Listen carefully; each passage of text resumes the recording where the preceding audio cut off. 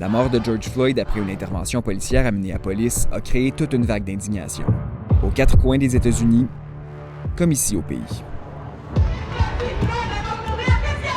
La colère et la solidarité s'expriment aussi massivement sur les réseaux sociaux depuis une semaine. Pour pousser la réflexion sur le rôle d'alliés contre le racisme, on a rencontré l'anthropologue et chroniqueuse Émilie Nicolas.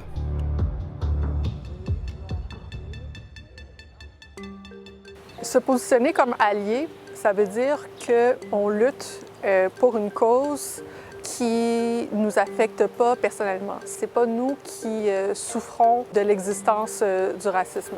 Comme personne blanche, on peut bénéficier en fait du statu quo et ça veut dire comme allié qu'on décide d'arrêter d'en être complice. C'est-à-dire qu'on décide de dire « je ne veux pas participer » même par défaut, finalement, par mon silence, par mon indifférence, à un système dont je bénéficie, mais qui a un impact négatif sur mes confrères, sur mes consoeurs, qui sont dans ces situations-là qui sont inacceptables. Et moi, quand je suis dans un rôle d'allié, si je peux prendre, par exemple, la question des luttes autochtones, comme allié, je dois vraiment écouter, je dois vraiment apprendre, puis je dois aussi avoir beaucoup d'humilité. Parce que ça veut dire que, comme adulte, je suis en train de découvrir des choses, je suis en train aussi de désapprendre des choses.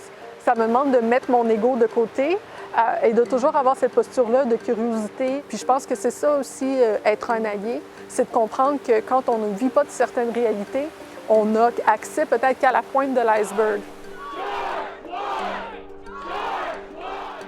Est-ce que c'est plus facile de se positionner comme allié quand tu es Canadien et que la situation se passe aux États-Unis? C'est toujours plus facile de se positionner contre le racisme exotique, peu importe c'est lequel.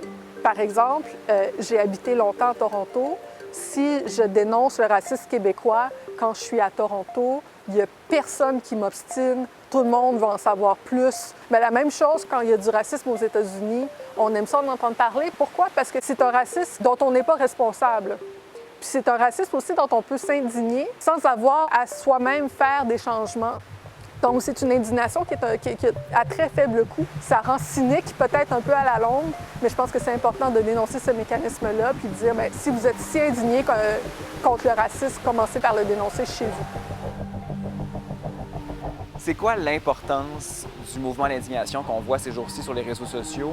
Puis est-ce que quelqu'un qui ne publie rien présentement sur son compte Instagram ou Facebook est nécessairement pas un allié? L'important, c'est d'être en solidarité, puis chaque personne le fait à sa façon. Que tu le fasses publiquement, ça peut être aussi une façon de juste être dans la performance, là. Je pense que c'est important de ramener la question, OK, mais toi, dans ton lieu de travail, toi, dans ton programme d'études, comment est-ce que tu peux faire une différence? On va des milliers dans les rues à dénoncer. Je suis contente de voir qu'il y a une partie grandissante de la population qui est sensible à ça et qu'il y a des gens, des voix qui étaient peut-être plus marginalisées historiquement, qui ont réussi à faire leur chemin dans les consciences populaires. Et ça, c'est toujours extrêmement réjouissant et ça donne de l'optimisme, ça donne de la force aussi pour continuer à faire ce type de travail-là et pour nourrir aussi les mouvements sociaux pour l'avenir.